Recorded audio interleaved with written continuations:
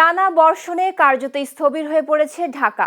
২৪ ঘন্টার ১৭৫ মিলিমিটার বৃষ্টিপাতের মধ্য দিয়ে প্রায় ১৭ বছর পর সর্বোচ্চ বৃষ্টির রেকর্ড হয়েছে রাজধানীতে।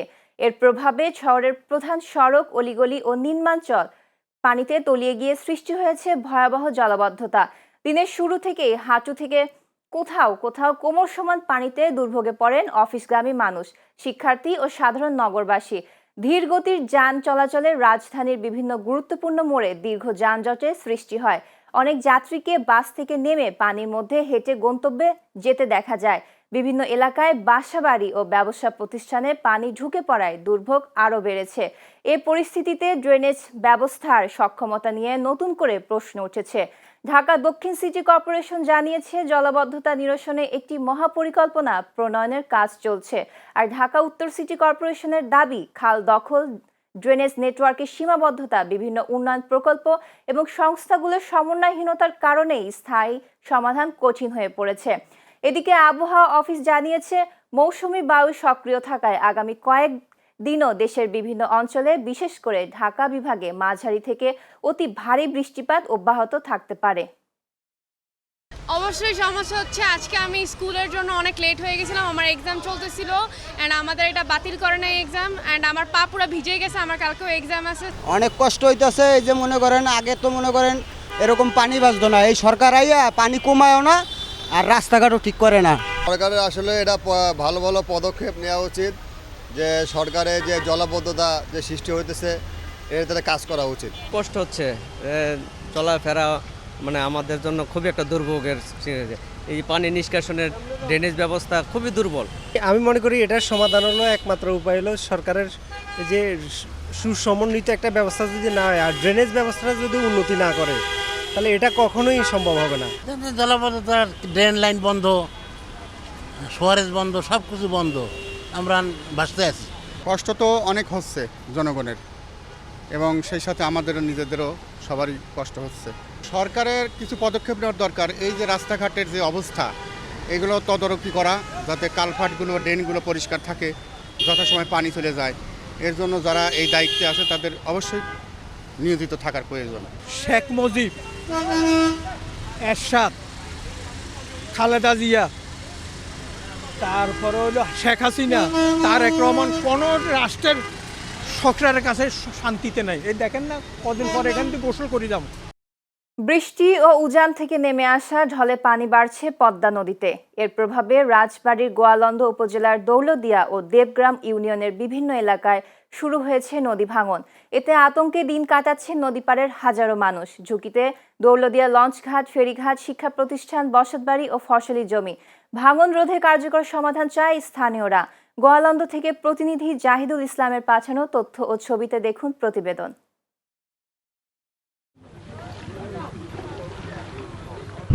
নদীর একুল ভাঙে অকুল গড়ে, এই তো নদীর খেলা। কিন্তু সেই নির্মম নিষ্ঠুর খেলায় সহায় সম্বল হারিয়ে নিঃস্ব হয় নদীপাড়ের মানুষ।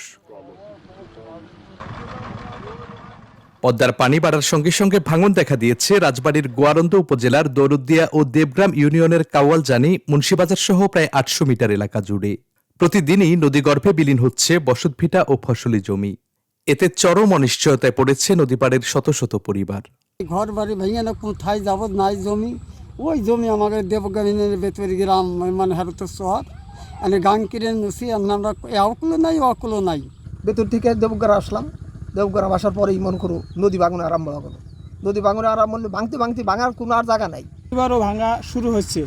যদি দেবগ্রাম এটুকু যেটুকু আছে, যদি কয়টা বস্তা ফেলায়, তাহলে আমরা থাকতে পারবো।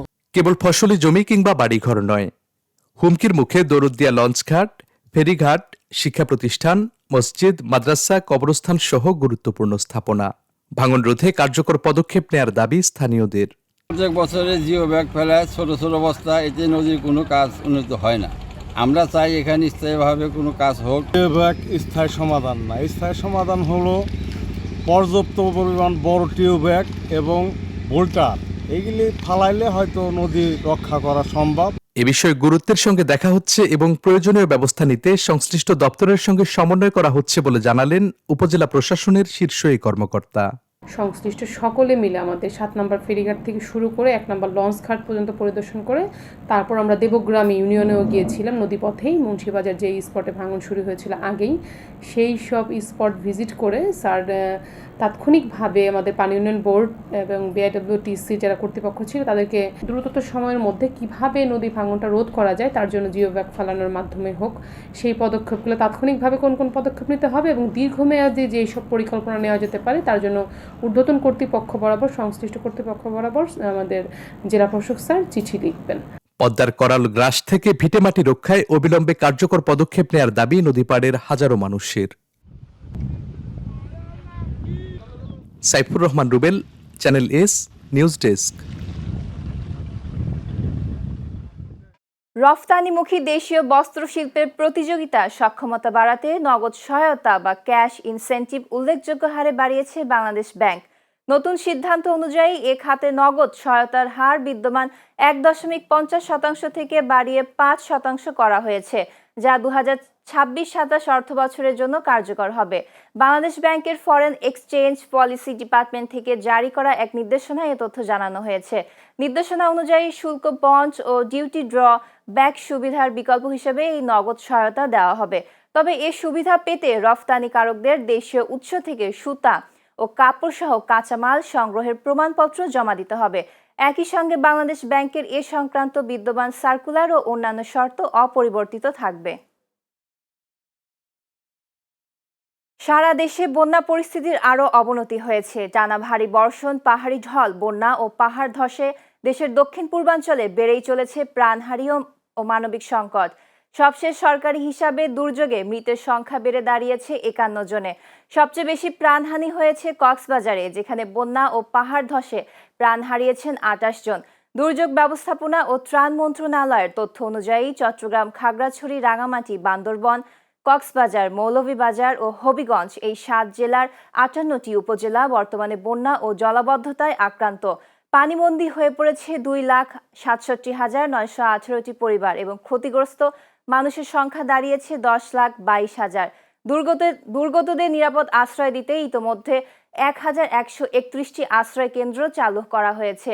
ইতোমধ্যে সেখানে আশ্রয় নিয়েছেন 44,000-এর বেশি মানুষ।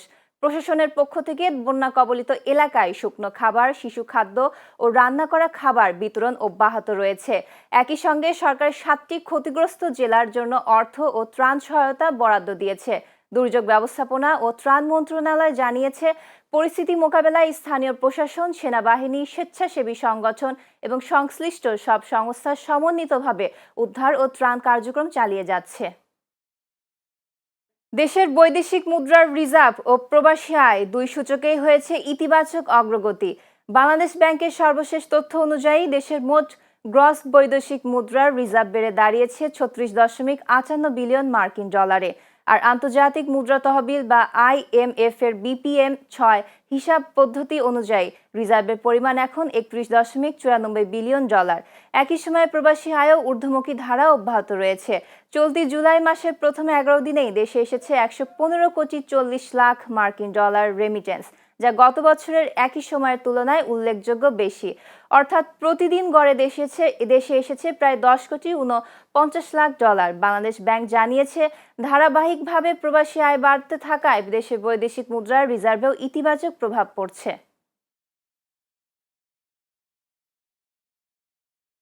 জলবায়ু পরিবর্তনের প্রভাব মোকাবেলা এবং সবুজ বাংলাদেশ গড়তে আগামী 5 বছরে 25 কোটি বৃক্ষরোপণের ঘোষণা দিয়েছেন প্রধানমন্ত্রী তারেক রহমান। তবে তিনি বলেছেন, শুধু গাছ লাগালেই হবে না, প্রতিটি গাছের যথাযথ পরিচর্যাও নিশ্চিত করতে হবে। আজ বরিশালের গৌরনদী উপজেলার বাটাজোর ইউনিয়নের সরিকল বাটাজোর খালের তীরে আয়োজিত বৃক্ষরোপণ কর্মসূচিতে কথা বলেন তিনি। প্রধানমন্ত্রী বলেন, জলবায়ু পরিবর্তনের কারণেই আবহাওয়ার স্বাভাবিক ধারা বদলে যাচ্ছে। কোথাও অতিবৃষ্টি, কোথাও আবার দীর্ঘ সময় বৃষ্টির অভাব দেখা দিচ্ছে। দিনব্যাপী বরিশাল সফরের শুরুতেই গৌরনদীতে পৌঁছে স্থানীয় মানুষের উষ্ণ অভ্যর্থনা গ্রহণ করেন সরকার প্রধান। পরে বৃক্ষরোপণ কর্মসূচিতে অংশ নিয়ে স্থানীয়দের মাঝে ফ্যামিলি কার্ড বিতরণ করেন। সফরের পরবর্তী পর্যায়ে বিকালে বরিশাল শিল্পকলা একাডেমিতে বিএনপি ও সহযোগী সংগঠনের নেতাদের সঙ্গে সাংগঠনিক মতবিনিময় সভায় যোগ দেবেন তারেক রহমান। প্রধানমন্ত্রী হিসেবে দায়িত্ব গ্রহণের পর এটি তারেক রহমানের প্রথম আনুষ্ঠানিক বরিশাল সফর। আমি কিন্তু আপনাদের কাছে একটি অনুরোধ করেছি এবং আহ্বান করেছি যে এই গাছের যত্ন নিতে হবে। এই গাছের যদি আমরা যত্ন নেই, গাছটি যখন বড় হবে তখন এটা কি অন্য দেশে বাতাস দিবে? অন্য দেশের মানুষকে বাতাস দিবে? কাকে বাতাস দিবে? এই এলাকার মানুষকে। এই গাছের সুফল, যেটা সুফল আছে সেটা কে ভোগ করবে? এইটা ভোগ করবে মানুষ, এই এলাকার মানুষ ভোগ করবে। রাজশাহীর তানোর উপজেলার বহুল আলোচিত কিশোরী ধর্ষণ মামলায় দীর্ঘ প্রায় 6 বছর পর রায় দিয়েছেন আদালত। মামলার একমাত্র আসামি ফাদার প্রদীপ গ্রেগরিকে বেকসুর খালাস দিয়েছেন রাজশাহী নারী ও শিশু নির্যাতন দমন ট্রাইব্যুনাল ও শিশু আদালত 1। রোববার বিকেলে ট্রাইব্যুনালের বিচারক সিনিয়র জেলা ও দায়রা জজ শর্মিন আক্তার এ রায় ঘোষণা করেন। রায় ঘোষণার পর বাদী পক্ষ ও রাষ্ট্রপক্ষ অসন্তোষ প্রকাশ করে উচ্চ আদালতে আপিলের কথা জানান।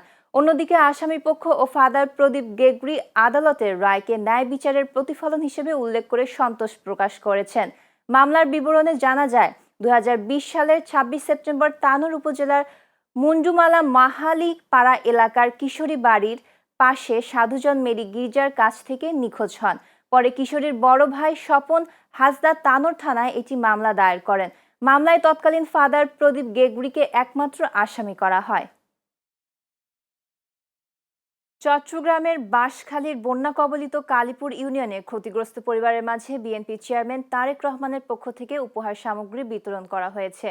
রোববার বিকালে বাঁশখালী উপজেলা বিএনপির সাবেক সাংগঠনিক সম্পাদক এম আব্দুল হকের নেতৃত্বে এ মানবিক সহায়তা দেওয়া হয়। এ সময় কালীপুর ইউনিয়ন বিএনপির সাবেক আহ্বায়ক সোহাইবুল ইসলাম কায়েস, সাবেক সদস্য সচিব রবিউল হাসান শাপলা ও চট্টগ্রাম দক্ষিণ জেলা স্বেচ্ছাসেবক দলের সদস্য শাহিদুল ইসলাম সহ স্থানীয় বিএনপি ও সহযোগী সংগঠনের নেতাকর্মীরা উপস্থিত ছিলেন। ফেনীর ছাগলনাইয়ায় মনুরহাট বাজারে মাদক প্রতিরোধ ও আইন শৃঙ্খলা নিয়ে ব্যবসায়ীদের সঙ্গে ছাগলনাইয়া থানার অফিসার ইনচার্জ আবু তাহেরের মতবিনিময় সভা অনুষ্ঠিত হয়েছে। রোববার সন্ধ্যায় সভায় বাজারে মাদক নিয়ন্ত্রণ, আইন শৃঙ্খলা পরিস্থিতির উন্নয়ন, ব্যবসায়ীদের নিরাপত্তা নিশ্চিতকরণ এবং অপরাধ প্রতিরোধে পুলিশ জনতার সমন্বিত ভূমিকা নিয়ে বিস্তারিত আলোচনা করা হয়। এই সময় ব্যবসায়ীরা বিভিন্ন সমস্যা ও সম্ভাবনার কথা তুলে ধরেন। সভায় মনুরহাট বাজার পরিচালনা কমিটির সাধারণ সম্পাদক জাফর হোসেন মজুমদার সহ বাজার পরিচালনা কমিটির সদস্য ও মনুরহাট বাজারের ব্যবসায়ীরা উপস্থিত ছিলেন।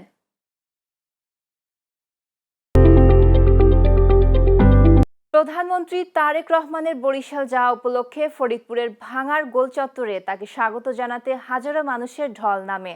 সোমবার সকালে ভাঙা গোল চত্বর এলাকায় সড়কের দুই পাশে অবস্থান নেন বিএনপির নেতাকর্মী ও বিভিন্ন শ্রেণী পেশার মানুষ। সকালে প্রধানমন্ত্রীর গাড়িবহর গোল চত্বরে পৌঁছালে রাস্তার দুই পাশে দাঁড়িয়ে থাকা হাজারো মানুষ হাত নেড়ে প্রধানমন্ত্রীকে স্বাগত জানান। এর আগে প্রধানমন্ত্রীর সফর পথে ভাঙা বাস স্ট্যান্ডে অস্থায়ী মঞ্চে বক্তব্য রাখেন জেলা বিএনপির আহ্বায়ক সৈয়দ মোদাররেস আলী ইসা, জেলা বিএনপির যুগ্ম সম্পাদক ও জেলা পরিষদের প্রশাসক আফজাল হোসেন খান পলাশ ও জেলা বিএনপির সদস্য সচিব কিবরিয়া স্বপন সহ অনেকে। ফরিদপুরের বিভাগের দাবি বাস্তবায়ন ও জেলা উন্নয়নের দাবি তুলে নানা স্লোগান দেন নেতাকর্মীরা। উজান থেকে নেমে আসা পাহাড়ি ঢলে ভাঙনের মুখে পড়েছে নেত্রকোনার সীমান্তবর্তী দুর্গাপুরের কাকুইরগড়া ইউনিয়নের কংস নদীর পাড়ের প্রায় শতাধিক পরিবার। রোববার বিকেলে নদী ভাঙন থেকে রক্ষা পাওয়ার জন্য মানববন্ধন করেছে ভুক্তভোগী প্রায় হাজারো মানুষ। মানববন্ধনের বক্তারা বলেন, বহুদিন ধরে পাহাড়ি ঢলে কংস নদীর পাড়ে বসবাসকারী নগুয়া, ভাউরতলা, গন্ডাবের এবং চকপাড়া সহ প্রায় 8টি গ্রামের শত শত ঘরবাড়ি নদীতে বিলীন হয়ে গেছে এবং নষ্ট হয়ে গেছে প্রায় শত শত একর কৃষি জমি। এসব হারিয়ে এখন অনেকেই প্রায় নিঃস্ব হয়ে গেছে। তাই সরকার অতি দ্রুত সমস্যা সমাধান করবে এমনটাই প্রত্যাশা করছে এলাকাবাসী। গাজীপুর মহানগরের সদর মেট্রো থানার দক্ষিণখান এলাকায় একটি অবৈধ মদ তৈরির কারখানায় অভিযান চালিয়ে 60 লিটার চোলাই মদ এবং মদ তৈরির 29টি ড্রাম ভর্তি কাঁচামাল জব্দ করেছে গাজীপুর মহানগর গোয়েন্দা পুলিশ। গোপন সংবাদের ভিত্তিতে রোববার রাতে গাজীপুর মহানগর ডিবি দক্ষিণ বিভাগের পরিদর্শক সৈয়দ মিজানুর রহমানের নেতৃত্বে এ অভিযান পরিচালিত হয়। অভিযান শেষে পরিদর্শক সৈয়দ মিজানুর রহমান জানান, এলাকার বাসিন্দাদের দেওয়া তথ্যের ভিত্তিতে অভিযান পরিচালনা করা হয়। তবে অভিযানে কাউকে আটক করা সম্ভব হয়নি। কারখানার মালিক AKM ফজলুল করিম দাবি করেন তিনি কারখানাটি সোয়েটার তৈরির ফ্যাক্টরি পরিচালনার জন্য 2 ব্যক্তির কাছে ভাড়া দিয়েছিলেন। পুলিশ জানিয়েছে অভিযুক্তদের শনাক্ত ও গ্রেপ্তারে অভিযান অব্যাহত রয়েছে। রাতভর টানা ভারী বৃষ্টিতে পানির নিচে তলিয়ে গেছে কুমিল্লা নগরীর বিস্তীর্ণ এলাকা। মাত্র 3 ঘন্টার প্রবল বর্ষণেই প্রধান সড়ক, অলিগলি ও আবাসিক এলাকায় সৃষ্টি হয়েছে জলাবদ্ধতা। সোমবার সকাল থেকে নগরীর অধিকাংশ সড়ক পানির নিচে চলে যাওয়ায় ব্যাহত হয় যান চলাচল। কর্মস্থলে যেতে ভোগান্তিতে পড়েন অফিসগামী মানুষ। জলাবদ্ধতার কারণে HSC পরীক্ষার্থীদেরও চরম দুর্ভোগ পোহাতে হয়েছে। এদিকে কুমিল্লা সরকারি মহিলা কলেজ, কুমিল্লা ভিক্টোরিয়া সরকারি কলেজ এবং কুমিল্লা সরকারি কলেজ পরীক্ষা কেন্দ্রে হাঁটু সমান পানি হওয়ায় অনেক পরীক্ষার্থী পানি ঝাঁপিয়ে আবার কেউ নৌকায় করে কেন্দ্রে পৌঁছান। কুমিল্লা আবহাওয়া অফিস জানিয়েছে গত 24 ঘন্টায় জেলায় 138.2 মিলিমিটার বৃষ্টিপাত রেকর্ড করা হয়েছে। এর মধ্যে সোমবার ভোর থেকে সকাল 9টা পর্যন্ত মাত্র 3 ঘন্টায় রেকর্ড করা হয়েছে 107 মিলিমিটার বৃষ্টি। প্রধানমন্ত্রী তারেক রহমানের বরিশাল সফরকে কেন্দ্র করে গোপালগঞ্জের মুকসুদপুর উপজেলার বড়ইতলা বাস স্ট্যান্ড এলাকায় উৎসব মুখর পরিবেশের সৃষ্টি হয়। প্রধানমন্ত্রীকে এক নজর দেখতে এবং স্বাগত জানাতে ঢাকা বরিশাল মহাসড়কের 2 পাশে সকাল থেকেই জড়ো হন হাজারো বিএনপি নেতাকর্মী, সমর্থক ও সাধারণ মানুষ। সোমবার সকালে প্রধানমন্ত্রীর গাড়িবহর বড়ইতলা বাস স্ট্যান্ড অতিক্রম করার সময় তিনি রাস্তার পাশে অপেক্ষমান নেতাকর্মী ও সাধারণ মানুষের উদ্দেশ্যে হাত নেড়ে শুভেচ্ছা ও অভিবাদনের জবাব দেন।